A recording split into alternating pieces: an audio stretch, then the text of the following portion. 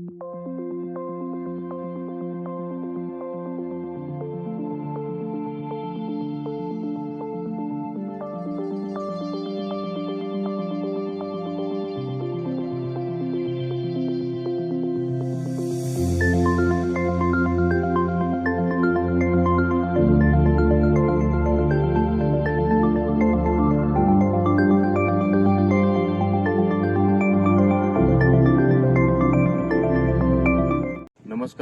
आज आपण कुरवली तालुका फलटण जिल्हा सातारा या गावी आलेलो असून सचिन पन्हाळे यांच्या कांद्याच्या शेतामध्ये आलेलो आहे. त्याचबरोबर त्यांचे काका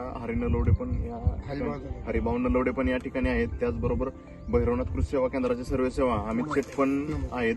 आपण बघतोय की त्यांनी त्यांच्या शेतामध्ये कांदा हे पीक केलेलं आहे आणि ते पीक चांगल्यारीत्या वाढलेलं आहे. म्हणजे अतिशय समाधानकारक वाढ झालेली आहे.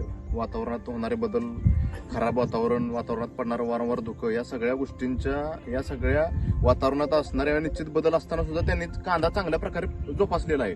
आपण त्यांना नक्की विचारूया की बाबा तुम्ही नक्की काय कोणत्या गोष्टी केल्या असं चांगल्या प्रकारे पीक जोपासले गेलेलं आहे. तुम्ही कशा प्रकारे फवारणी घेतली किंवा तुम्हाला कुणाचं सहकार्य लागलं विचारूया त्यांना.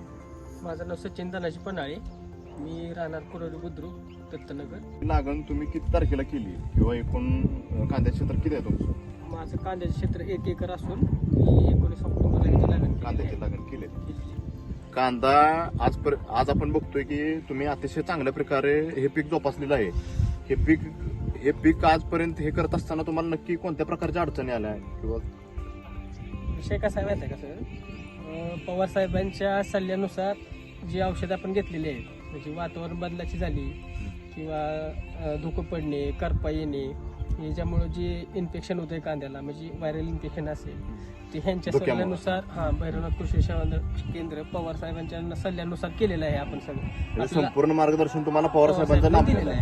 नमस्ते, माझे नाव अमित पवार, भैरवनाथ कृषी सेवा केंद्र राजुरी येथे आपले काउंटर असून आपण हा प्लॉट बघतोय तो हरिभाऊ नलवडे यांचा असून 1 एकराचा. त्यांचा कांद्याचा प्लॉट हा 2 ते 2 महिन्याच्या आसपास आहे. तर तुम्ही बघू शकता की ह्याच्यामध्ये त्याच्या कांद्याची पात पण पूर्ण काळुकी जार आहे, त्याची थिकनेस क्वालिटी चांगली आहे, माना वगैरे जाड पाडल्यात. आणि शिवम ॲग्रोचे शक्तिमान हे एकरी 5 लिटर वापरल्यामुळे त्यांनी 1 ते 1.5 महिन्यातच एवढी साईज घेतलेली आहे.